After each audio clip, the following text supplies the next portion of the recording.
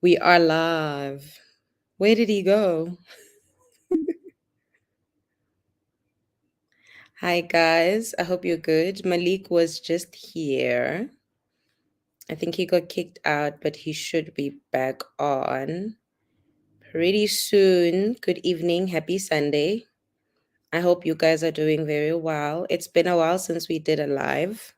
So I'm excited tonight to be talking to Malik Dasoo, who is our councillor candidate for Ward 87 in Johannesburg. Let me just tell you what areas it covers so I can remember. If you are a riser in Johannesburg and you're in Ward 87, Malik is your councillor candidate and he will be back on pretty soon. He was on, but I think we're having technical difficulties. So Camilla, who is in the background, should be bringing Malik back on. I see he's back on.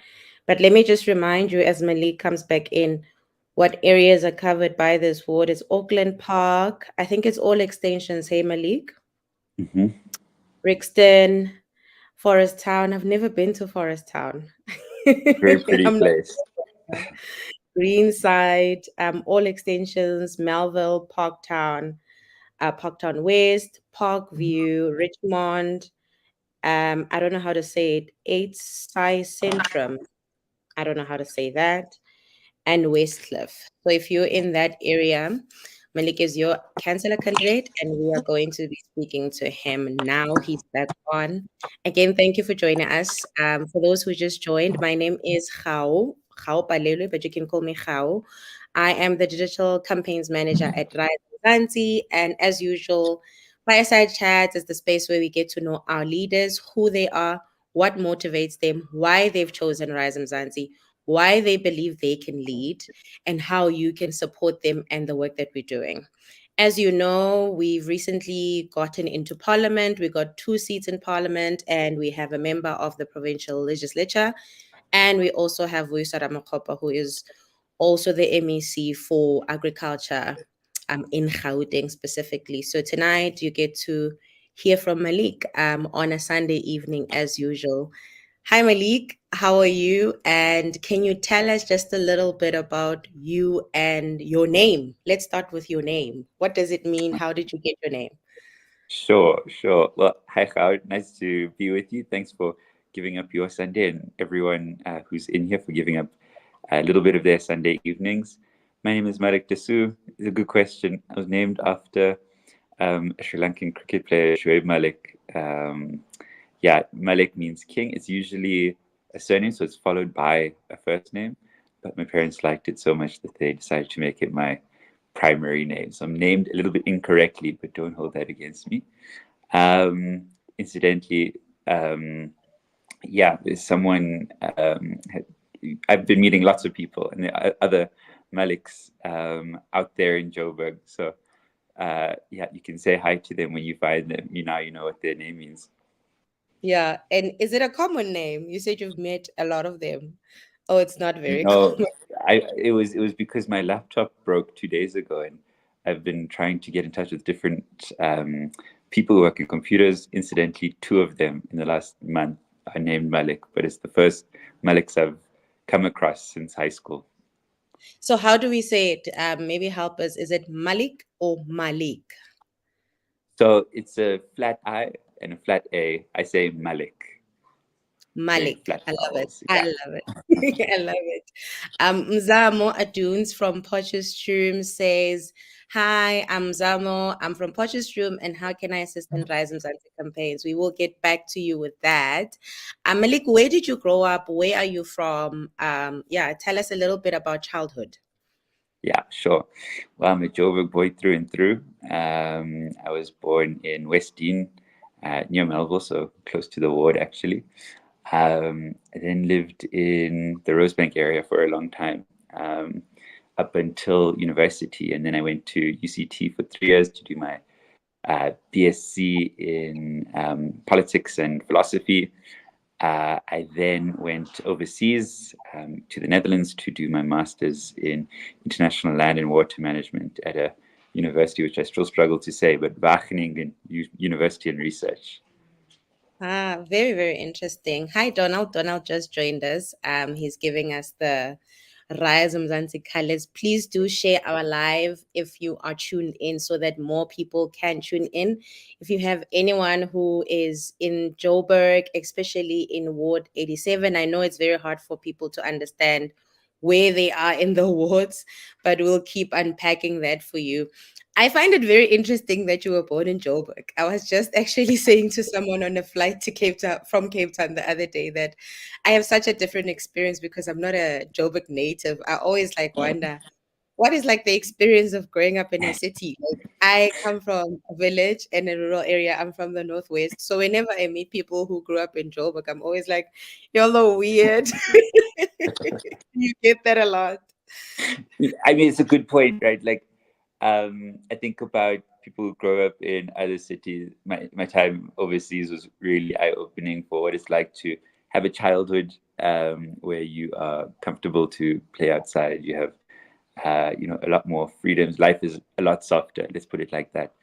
Yeah, Joburg, it's a tough place. It toughens you up. You have to be very sort of streetwise aware. That can often, make you feel quite anxious when you're moving around. But it's a city that I know best, and it's the one I love. So, like when it comes down to the Cape Town Joburg debate, I'm a firm Joburg stan. Yeah, I don't know. City people love the city. Exactly, exactly. Wow, I have such a bad memory of Joburg, but I'm sure you are one of those people who are changing that narrative because my aunt used to continuously say she lived in Joburg and she'd say, "You don't want to live in Joburg. It's dirty, it's riddled with crime." And I mean, I came and it didn't beat the allegations. Oh yeah, no, I mean it's fair enough, right? Like it is, but there's pockets. That's the other thing, right? There's pockets of real beauty in Joburg, and you do have to look hard sometimes, but you have to be open-minded enough to actually like explore it. I don't usually do these kinds of things, but I went on a red bus tour recently around Joburg. Totally different experience. You I need actually to go get a on that. I'm Is telling, it? I'm telling you, underrated, underrated. I think it gets a bad Uh, rap, but actually, it's a very yeah. cool experience. No, I've lived And in there's so Joburg much over to 10 do. years. Mm, I've been here over 10 years now. So I would say I can now call myself a Joburg person. yeah. After Yeah. the election, you and I. Sandile says, greetings, my brother. I hope to see you soon. And I will be visiting your ward on the 20th. Hope to see you. That's amazing and that's awesome. Thank you so much, Sandile. Yeah. Um, and I mean your path as in education wise, was that something you always wanted to do? I mean, I don't know anybody who has a master's in, remind us again, in water. International land and water management. Yeah, no, fair enough. I don't know if anybody who has that, and it's quite interesting. Is that something you always wanted to do, or it's something that grew over time? Yeah. And yeah, I guess not something always wanted to do. I didn't have much desire to do anything really. Like I didn't have much of an intention up until about the end of grade 11, grade 12. And I asked myself a question like, oh gosh, I need to start figuring out what path I want to take. And I asked myself, what's something that people are always going to need? And that's food, right? As one among many things. But food is the nexus for so many other issues: water, environment, electricity, housing. I mean, it's really where lots of intersections come to play. And so that's what I set my mind on. I specialized in soil physics and sustainable land management. It was, you know, I didn't want to just be involved in figuring out how to produce food.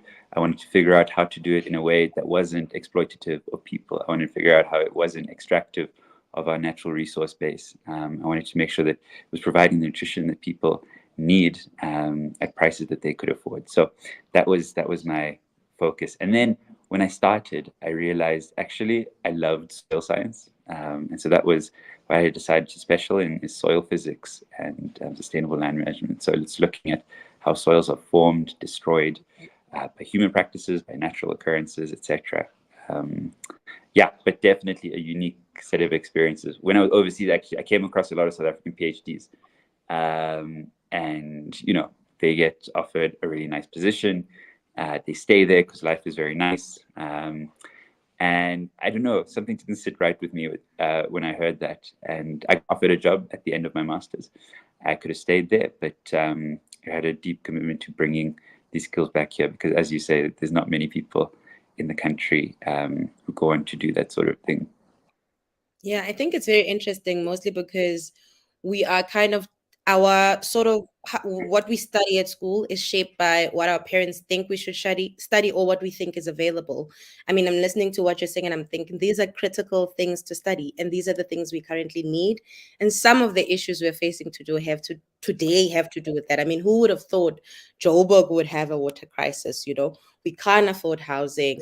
There is issues with land. There's issues with affordability of food and access to water and all of those kind of stuff. And those are the issues that we are facing today. And I love the fact that you added that how we can do it in a way that is not exploitative.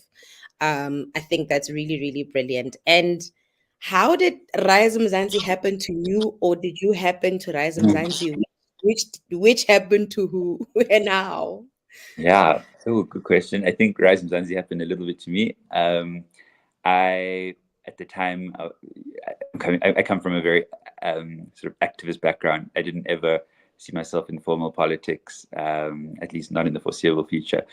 And then I was planning a protest, and I got together with my friend Irfan Mangera. I don't know if he's on this call, but he started telling me about this new political party, RISE Mzansi, and what they wanted to do, which was effectively to actually start to chart a path for a new kind of politics in the country. We needed to get away from the politics of big egos, self-interest, just enriching oneself, and towards a politics of compassion and professionalism. That was the other thing that was really missing, is competency in our public governance space. We needed new leaders, and that was a message that resonated really well with me. So I decided, okay, I'm in. What do you need me to do? And he got me onto the volunteers group. I did lots of things in the lead up to the campaign, hosted, voter engagements, talked to people about the issues. I went to RISE events. It was a really good experience. And, it felt a lot like civil society spaces that I'd been in before that. So it was an area that was comfortable for me. It didn't feel like a political party. And, they were doing everything the way I'd want a political party to do. And so it was a very comfortable decision for me. I mean, it was interesting though, you realize the difficulty that political parties have, especially emerging ones, with people who come from civil society spaces particularly, is, you can't really straddle both at the same time, with a perceived sense of neutrality. After you take up positions in RISE, after you volunteer and are publicly associated with them, you sort of start to get distanced from those civil society spaces. So it's been tricky, but no regrets in getting involved. Yeah. I love that so much. I want to talk a little bit about the transition, but before we do, I want us to play a little game because we're both from the activist spaces. I was a journalist for about a decade. After varsity, I went straight into broadcast journalism, and then I joined civil society. I would say I still am activisting for the things I used to activist before RISE, and working for RISE, and I'm still an activist. I think politicians were activists and are supposed to be activists. That's what I thought. But, we've kind of made civil society and activism this thing, and politicians that's thing, like we've separated the two, which shouldn't be. I see a few people just joined us. If you just joined us, my name is Gaopalelwe. I am live with Malik Dasoo, and he is the ward councillor candidate for Ward 87 in Johannesburg, and we're just getting to know him better. We're going to have these lives every week until the 28th of August, which will be the day the by-election in the ward happens. And yeah, we're just getting to know a bit of Malik.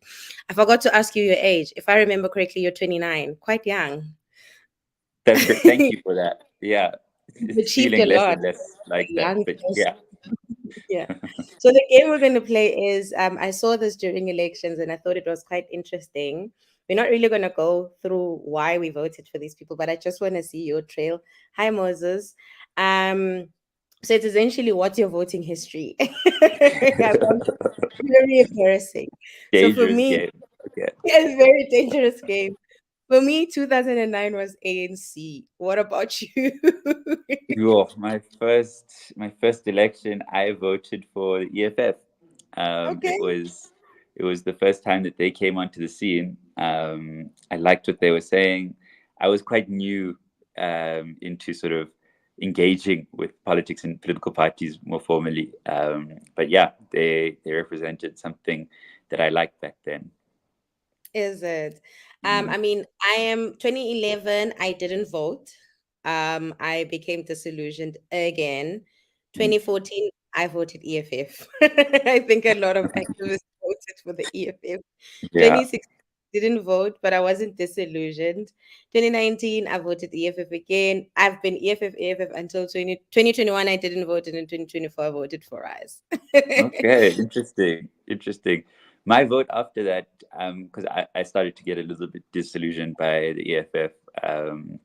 Yeah, we can get into the reasons why, but after that, I said to myself, okay, well, it's got to be small parties because they're speaking to the politics that I like, and so I decided to vote for Good, the Good Interesting. Party. Yeah, Auntie Pat and Brett Herod, they spoke to a sensible kind of politics, a politics that I liked. It was progressive, it was left, it was democratic. So it was really exciting. They had a strong sort of bent towards the environmental movement. They've been firm advocates for on the issue of Palestine, and so they were something that I could hitch my mast to quite comfortably. And then after the results, I think I got a little bit disillusioned. I come from, a big sort of, yeah, family, friends, family, come from the ANC background. And I started to think, okay, well, it's only going to be big parties that are going to do this thing. And so I was having a real crisis in the lead up to this upcoming, to this past election. So thank goodness Rise came along because I don't know who I would have voted for otherwise.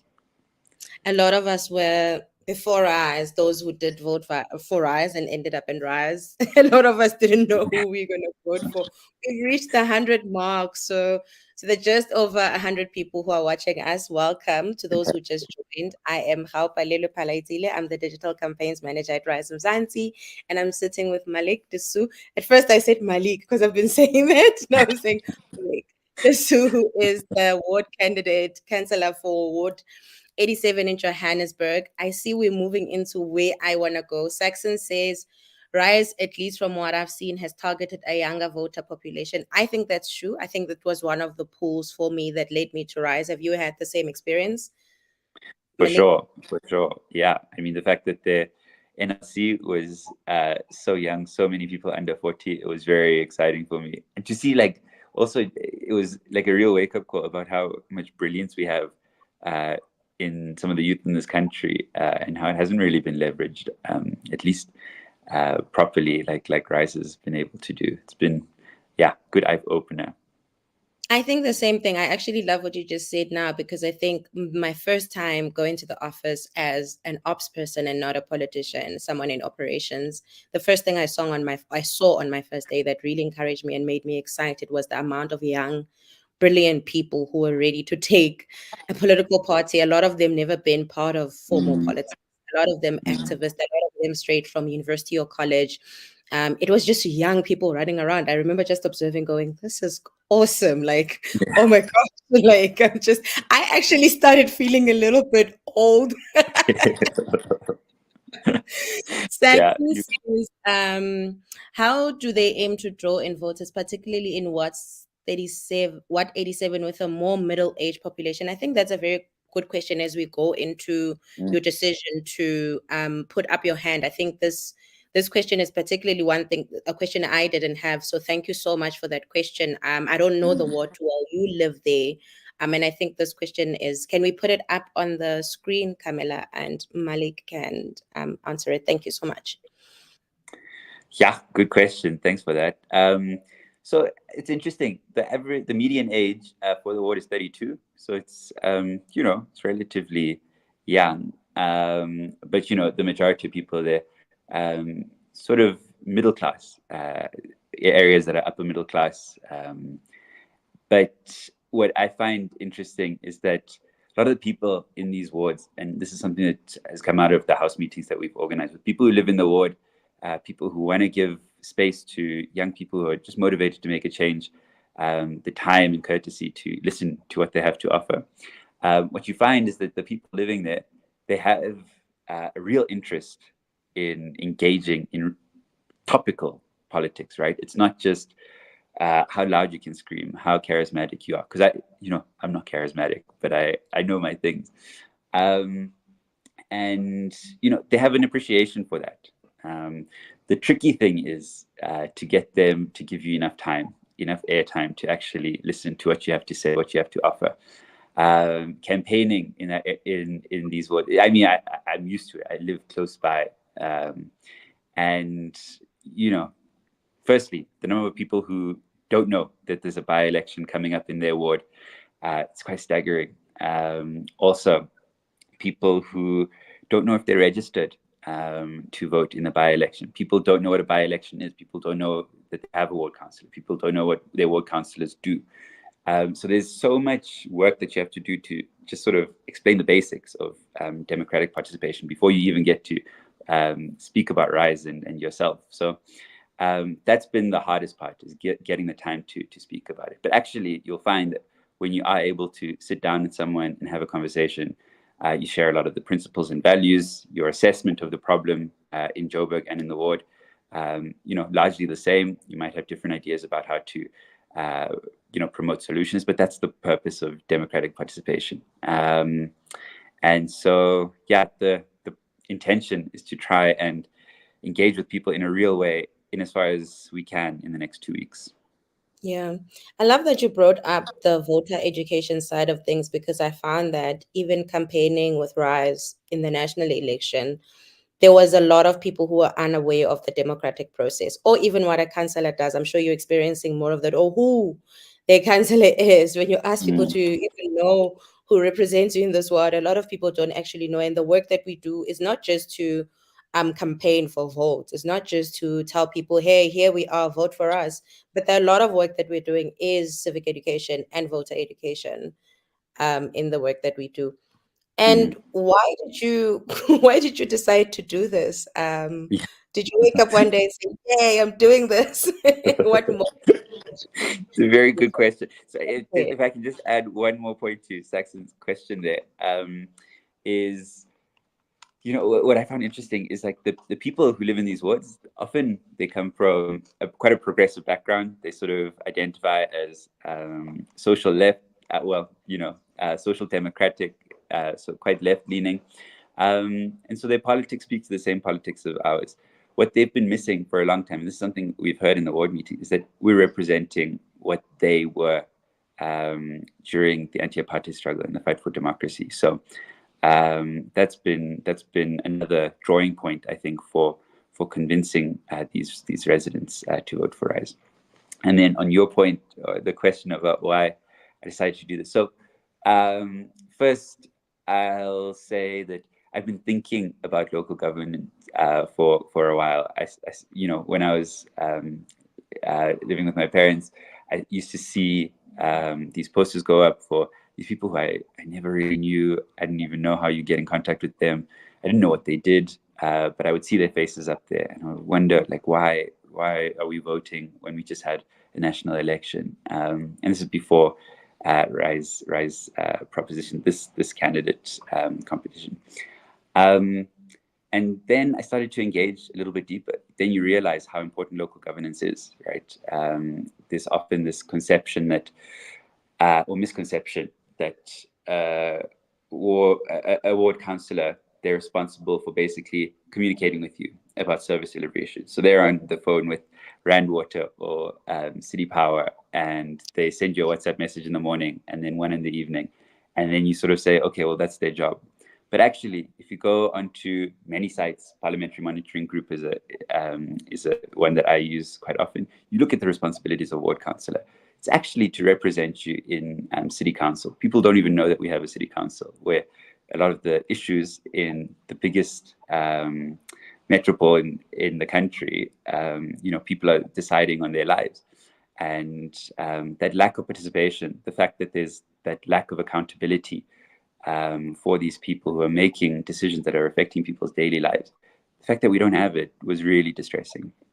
And so the reason I decided to get into it was to start fostering that. One, you have to provide services to people. People pay their taxes. They participate in the social contract of a country, which is where you enter an agreement with government that you won't do certain things, and in return, government is supposed to provide you certain securities. That's broken down, and we know all the reasons why. But what I want to do is make sure that we're able to start fostering the sense of greater democratic participation to get these services that we deserve, and that are constitutionally afforded to us. But then also to foster a sense of community. People love the areas in which they live.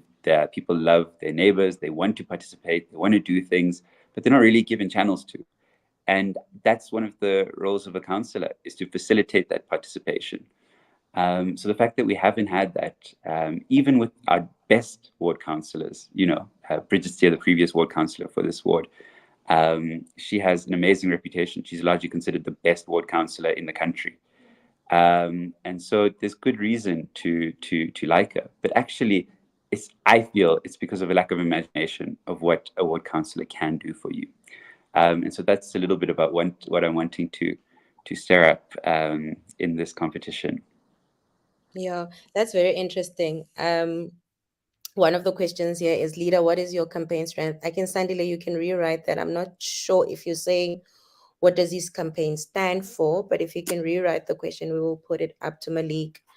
I think one of the things that I've also found is that we don't have what you spoke a little bit about it, but the process of, one, bridging the gap between communication between politicians and the people, but also accountability. That's one of the things that's missing.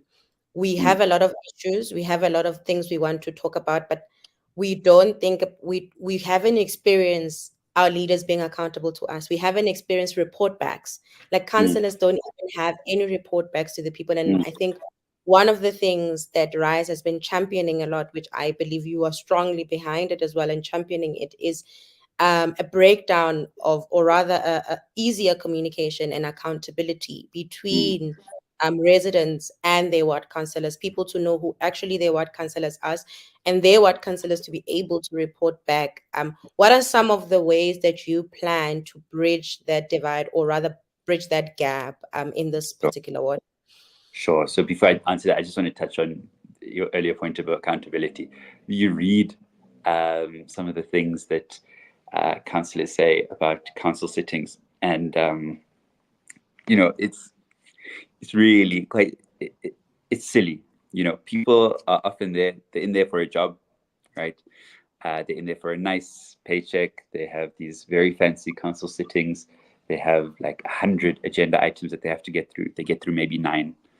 And it's a comfortable position for a lot of them, and that's because councillors, you're under a lot of pressure from your constituencies. Firstly, you're on the phone pretty much every day with people who live in the ward with a whole variety of issues, and so the ability and the incentive to take things up with the executives. Why would you? Right? If people don't know that you're supposed to be doing that, if you don't have a real desire, or if you don't have enough time, or whatever it might be, you don't have to unless you actually want to. So just, sorry, I'm going to come to your point now, but this point on accountability is important. But I think what I offer also is, coming from an activist background, is, I'm dogged. I'm like a Jack Russell. I'll bite at the ankles until something gets done, and I'll report back, because that's really what democracy is about. If you live in Europe, you live in many countries around the world, you don't have to do these things. The services are given to you. You don't know who your representative is, but you're fine. You're living easy. South Africa, we don't have that luxury. Even if you're living comfortably, your neighbor might not be, and the people in your surrounding wards might not be. And so, to have that sort of desire in you to actually represent people properly is desperately lacking. And then, how will I facilitate or foster this greater sense of community participation? So, it's important to understand one thing. It's in the mandate of a ward councillor to do this, right? You are supposed to run constituency meetings once a month, is sort of treated as the minimum, but also initiate community projects. So whether it's cleanups, whether it's visibility walks, whether it's it can be a whole range of things. But basically, the intention is to make sure that people are participating actively to fix where they live. And so that's at a bare minimum. What I want to do is more of what we're doing during this campaigning season, right? We are engaging people where they are. We go to people's walks. We go to their house meetings if they're willing to host us, but engage them properly. I love this idea of citizens' assemblies, for example, where you bring people together, you communicate what the problems are, you offer up what are the solutions to those problems, and you allow people to deliberate, so speak actively with each other and assess what are the best options for them. And then you take that to council and you bring back what the response is. So there's so many options that we can do, especially in these areas where people are engaged. They also have the time, they have the resources that they can give up an evening once a week. They can give up a day of their weekend to participate. So it's a luxury that we have, but it's not being used properly. Yeah, because one of the things I thought of was when you were talking was you can't be expected to just do the work alone. You need to foster a sense of, everybody needs to have a sense of community. Everybody needs to have a sense of, I live here, I love this place, I want it to function and I want it to work, right? And that is the responsibility of each and every one of us, with the help of Malik and also assisting Malik to get that forward. Because I live in a ward and I've never seen my ward councillor. I have issues. And I'm pretty sure going around as well, Malik, as you're busy campaigning, you are encountering many people talk to you about some of the issues in this ward. What have you come across as some of the priorities or things that need a whole lot of focus for this ward? A lot of people would say, it's the suburbs. Everything is working. Everything is good there. Why would there be any problems? Yeah, well, to an extent, that's relatively true, right? Ward 87 fares much better than many of its surrounding wards, and I think that's well known. That's not anything controversial to say. But it's a really good point. Like, what are the issues people are struggling with? Arguably, they're much of the issues that we're struggling with at provincial and national levels. And the number one issue that comes up is water, access to water, right? You can do without electricity for a little bit, especially in these areas. You have people who get solar panels, etc. People are willing to give up a few hours of their day without electricity. If you don't have water, you really struggle, right? So that's the number one issue that's coming up. Another one is security, right? The fact that violent and petty crime stats have been going up consistently over recent years is a worrying trend. And while these areas are safer, people don't necessarily feel safer. And then there's community tensions with each other. So, illegal use of land, where someone higher up in the land use planning committee sort of ignores some of the protocols that they're supposed to follow for a development. And then all of a sudden you have 8 or 9 illegal connections to water and electricity. And then all of a sudden you have nothing for the whole area. So it's a lot of these issues, but also just general infrastructure damage, a degradation in the things that we all depend on for our daily lives. We're also fortunate enough in these areas to live in a beautiful place. So there's a lot of green spaces here. But the city doesn't care for them in the way that they need to. So you have volunteer groups who get set up to step in, and that's great.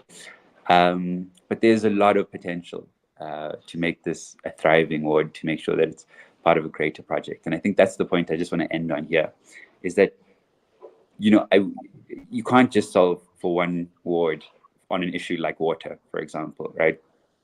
Water is it's a political issue first and foremost. That needs to get sorted out at a National Assembly level. We need a plan for a turnaround strategy that will totally reinvest in our water infrastructure, because it's going to get so bad. And if you look at what's happening with climate change, with general infrastructure breakdown, we're in a real precipice for something dangerous if we don't get our act together.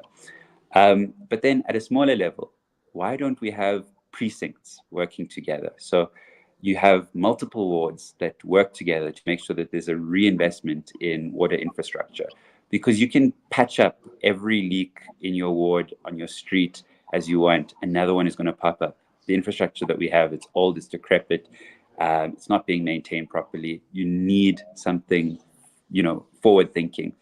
And that can be done at bigger levels. You can't just take out the infrastructure for Ward 87 and say, okay, well, we solved it. Because more than likely, those issues are going to filter down the line and are going to degrade the areas which you live in. So, it's that sort of technical understanding of solving an issue like water. And I can speak to the others, but that's the kind of thinking that we need to get right. Yeah, because I was thinking as you're talking, those sound like national issues. How does a ward councillor deal with that? And from what I'm understanding, you're saying these wards need to work together. People need to come together and work together. Yeah, and we need a more we need a more we need a more mature politics in this country. We can't be, oh, you're from the DA, so I won't talk to you to solve issues that are common to both our wards. Oh, you're from the ANC. It's such an outdated form of politics. People need services now. You have to put some things aside. Obviously, there are things that I will never align on with the DA, with the ANC, with the EFF, etc. But we need a progressive politics that's able to get us out of this mire, because that's what people are wanting, right? They don't really care anymore. They want to make sure that, am I able to feed my family? Am I able to get the basic services I need to, keep my life moving? And however you do that, that's what people are interested in. So we have to have a more formal way, or a more mature way of dealing with our politics. Yeah. I love that also as well, because we've seen, having entered politics and before we entered politics, that it's very difficult for politicians to work together for the greater good, because at the end of the day, people need services. I mean, I pass by my row, there's a sign outside, not so far from my house, that says potholes here. I mean, you were able to put up the sign, but you didn't fix the pothole. Like it dates. But I was also thinking about Ward 87. I mean, it's Auckland Park, which means it's situated in the student area. The safety concern, I'm not saying the rest of the ward. I mean, I used to live quite close to Brixton, and that's also where it was super unsafe. I can also imagine you're meeting with students, and I mean, they also have a particular thread of, going around campus and all of that kind of stuff. Yeah. So, unfortunately, we haven't been able to engage with many students yet, particularly at the UJ campuses. But that's on the agenda for tomorrow and the rest of this week, is to start engaging those students, because they're a critical constituency. And, a lot of them are quite engaged, active, but they haven't really been given the opportunity to participate. So, you'll have EFF, which is very active in student politics at UJ.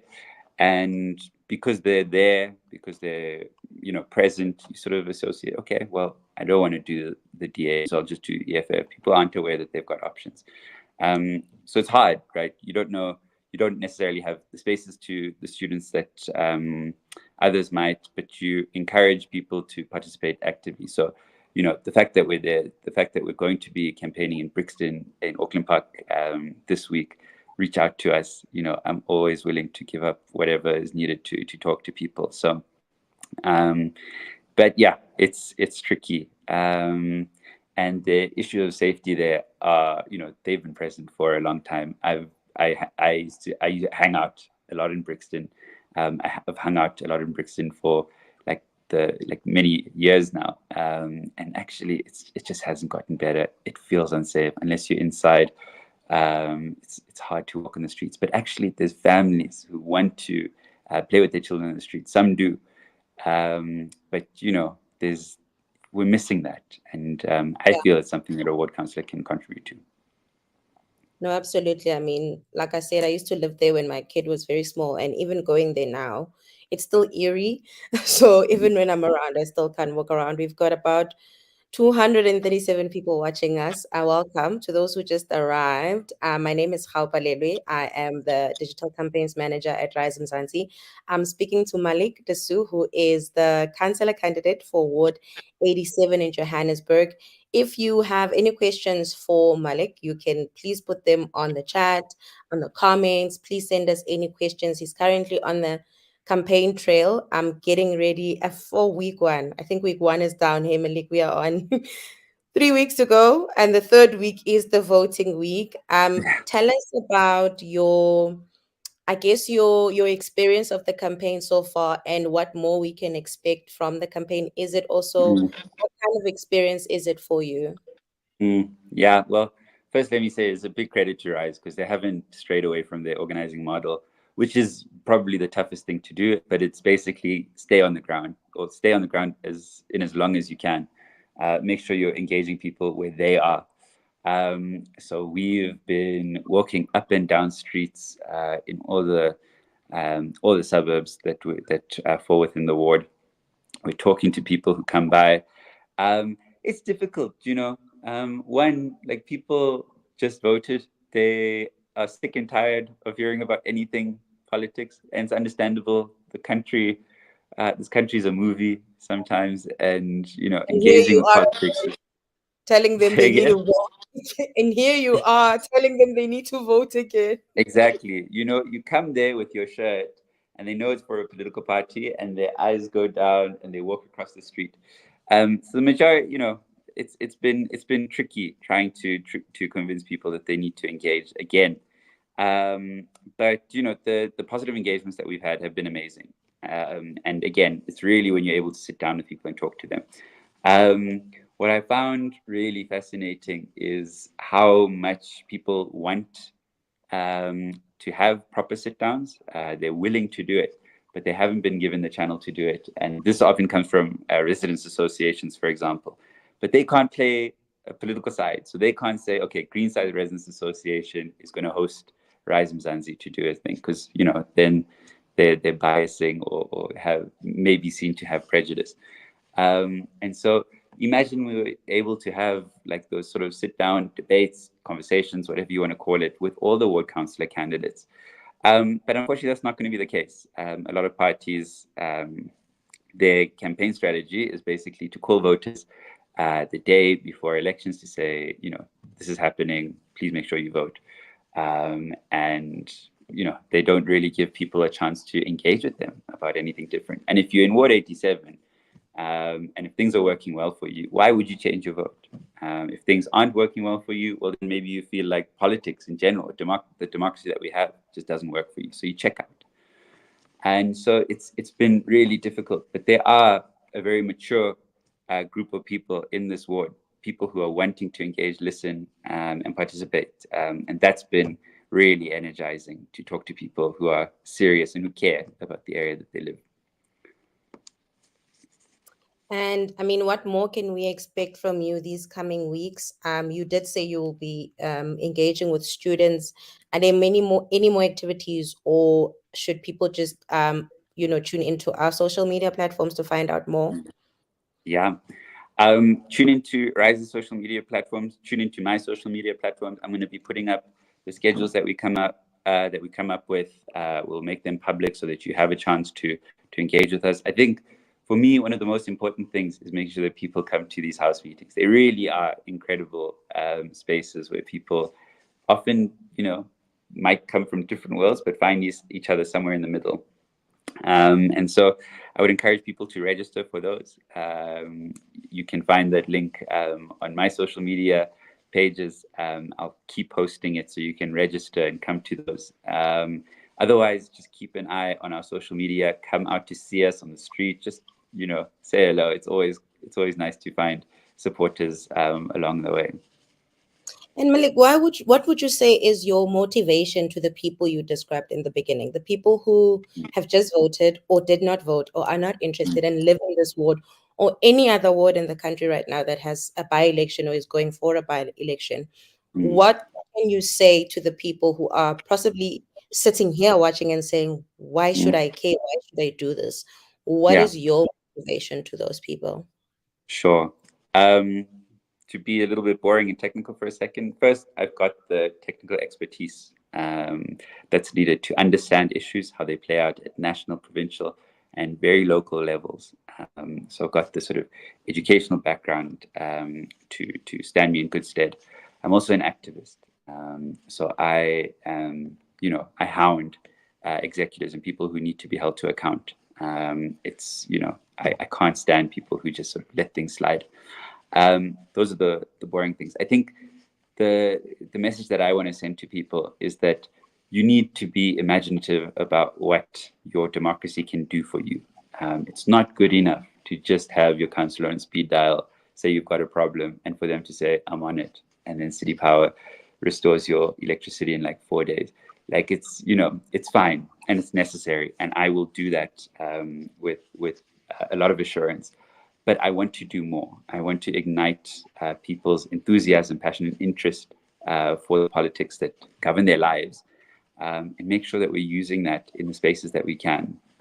You're not powerless as a councillor. People think you are, but you've got a lot of say. You can participate in the standing committee meetings. You can participate in the the subcommittee meetings that get set up for specific issues, and it's about how willing you are and how compassionate you are to actually get things done. Yeah, thank you so much for that. And as we come to a close, I also just want to remind people that I think a lot of people will say when you live in a city, you become an island. I think Malik wants to bridge that gap so that we're no longer islands because the city can be very lonely, but it doesn't have to be. It doesn't mean that your neighbor has to be annoying every day, coming to your house asking for coffee. No, but we're talking about a sense of community in a city. It's quite possible. And I think that's kind of the politics we are part of. It's not just about fixing the problems, it's also about nation building and building homes and communities that we care about, that we take care of, that our children get to inherit and live in. And I think that's the politics we're about. We're also about the politics of joy. So if you see a photo of a league out and about with flowers, don't be confused. Someone asked me yesterday, why is he holding flowers? And I was like, Women's Day.